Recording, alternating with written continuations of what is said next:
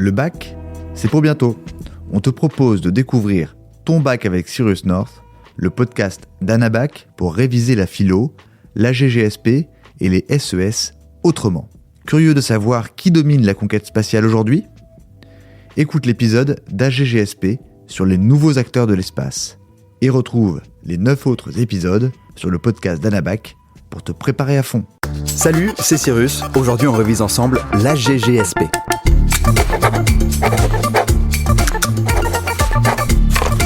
Début du podcast imminent. 5, 4, 3, 2, 1.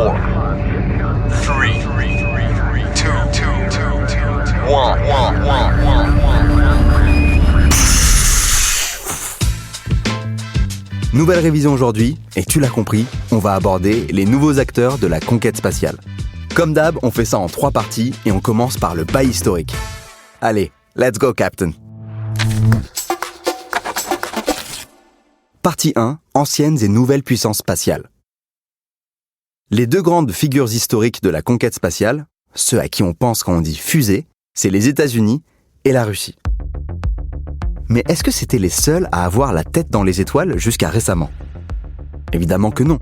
Dès 1975, les pays de l'Union européenne ont créé l'Agence spatiale européenne, une agence commune aux 22 États membres.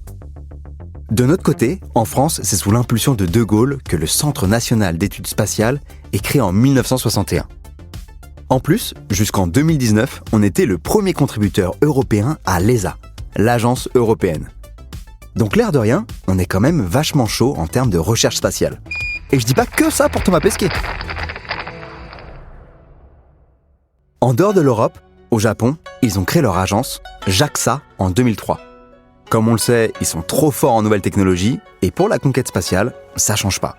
Que ce soit dans le domaine civil ou militaire. Ils ont notamment fait de grandes avancées en matière d'observation du Soleil. Israël aussi a fondé son agence spatiale en 1983, et ils ont essayé de lancer une sonde sur la Lune. Actuellement, au total, c'est plus d'une 60aine de pays qui ont une agence spatiale. Bon, c'est bien beau tout ça, mais tu te demandes sûrement, en vrai, ça sert à quoi la conquête spatiale ? Premièrement, la thune, on va pas se mentir. Lancer des fusées dans l'espace, ça pousse à innover un maximum. Et l'innovation, que ce soit utilisée telle qu'elle ou pas, ça rapporte. En plus, les satellites ont maintenant énormément d'applications. Les télécommunications, la météo, les GPS. Genre, sans conquête spatiale, pas de satellite, pas de Google Maps. Et autant dire que pour rentrer de soirée, ce serait la galère. Comme autre utilité, il y a aussi le militaire. En Europe, on compte surtout sur les Américains pour ça. Mais la France a quand même créé un commandement de l'espace. C'est pas trop stylé ça en vrai ? Genre on est clairement dans Star Wars et personne m'a prévenu ? Si ça se trouve les mecs ils ont des sabres laser bleu, blanc, rouge. Et puis, en dernier, il y a l'aspect géopolitique. Genre Israël et son contexte sécuritaire plutôt particulier, ils investissent à fond dans les technologies spatiales pour essayer de gagner des avantages de cette manière. Mais l'espace, c'est bien plus qu'une histoire entre l'Europe et les États-Unis. On est bien loin de l'époque où on envoyait des chiens dans des fusées. Il y a beaucoup de nouveaux pays dans la partie et beaucoup de changements. Je t'explique tout ça.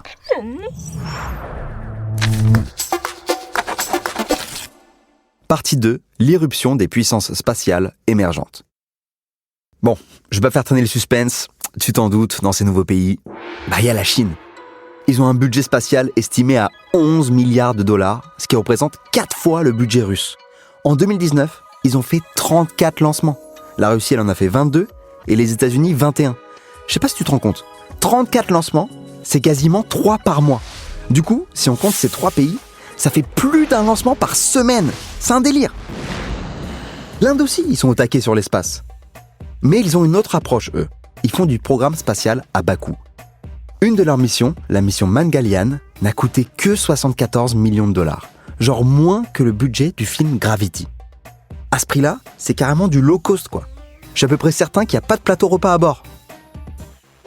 Évidemment, il y a plein d'autres pays qui tentent aussi d'explorer l'espace. Genre la Corée du Nord, l'Iran depuis 2009 ou les Émirats arabes unis. Et comme pour les autres pays, la raison principale de cet intérêt pour le spatial, c'est avant tout un intérêt financier. En plus, les innovations que la course à l'espace amène leur permettent d'accompagner le développement des pays. Sur le plan militaire, c'est aussi important. comme par exemple le déploiement des satellites de surveillance ou d'armes anti-satellites.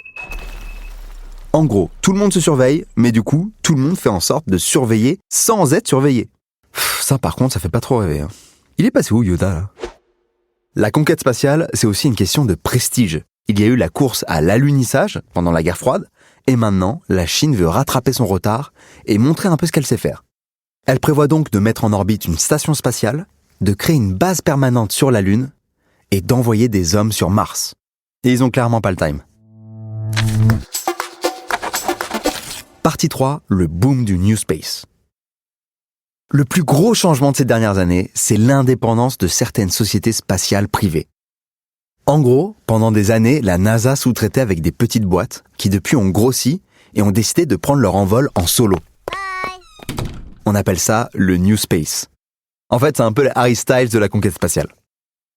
Ces entreprises, t'en connais certaines, comme SpaceX d'Elon Musk, le gars de Tesla, Planetary Resources de James Cameron, le réalisateur d'Avatar, et Blue Origin de Jeff Bezos, le fondateur d'Amazon. Mais ça, c'est que les plus connus. Il y en a plus de 1000 autres. Là, je t'ai cité quelques exemples américains, mais c'est pareil ailleurs, genre en Russie, où il y a des boîtes comme Cosmocourse qui essaient de développer le tourisme spatial. Bientôt, quand tu partiras en vacances, t'auras peut-être le choix entre Saint-Malo et Jupiter. Bien évidemment, qui dit New Space dit entreprise privée. Et ça signifie encore une fois intérêt financier. Mais en même temps, les enjeux sont forts. Ravitailler l'ISS, comme le font Boeing ou SpaceX, connecter le monde entier à Internet par satellite, comme le projet Starlink, et même exploiter les ressources minières extraterrestres ou coloniser Mars. Ouais bon, je continue le courant martien. Comme ça t'es prêt pour le futur. Non ? Ok ? Non, ok, ouais, c'est... Bon. J'insiste pas, c'est ton problème. Le truc majeur qui change avec la privatisation de la conquête spatiale, c'est qu'en 1967, il y a un texte qui a été signé et qui s'appelle le traité de l'espace. Ce texte, il interdit l'appropriation de l'espace ou des planètes par les États. Mais là, comme c'est des entreprises privées, ça compte pas en fait. En plus, en 2015, le Space Act, un texte signé par Obama, autorise les entreprises américaines à extraire des ressources des astéroïdes et des planètes. Conclusion.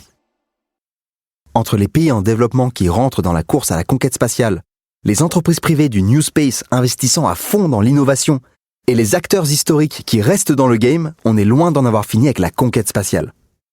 Ce qui est sûr, c'est que bientôt, il n'y aura plus besoin de tirer de plan sur la comète, parce qu'on sera peut-être dessus. Bon allez, maintenant, c'est l'heure de résumer. D'abord, la conquête de l'espace, c'est plus juste un jeu entre les États-Unis et la Russie. Il y a beaucoup plus de pays qui ont une agence spatiale. C'est devenu presque banal.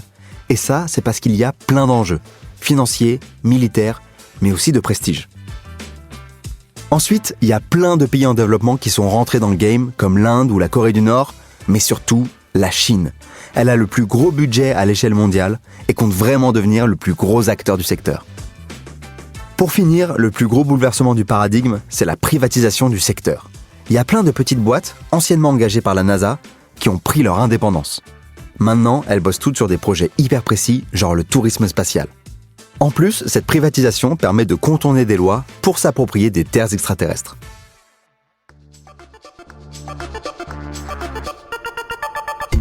Maintenant, t'es calé sur tout ce qu'il faut savoir sur la conquête spatiale. Et t'auras plus besoin d'appeler Houston en cas de problème. Houston, we have a problem. Courage pour les cours, les révisions, on se retrouve dans le prochain épisode et tu peux retrouver tout ce qu'il te faut pour réviser et réussir ton bac sur anabac.com. Si tu as aimé ce podcast, n'oublie pas de t'abonner pour ne rater aucun épisode.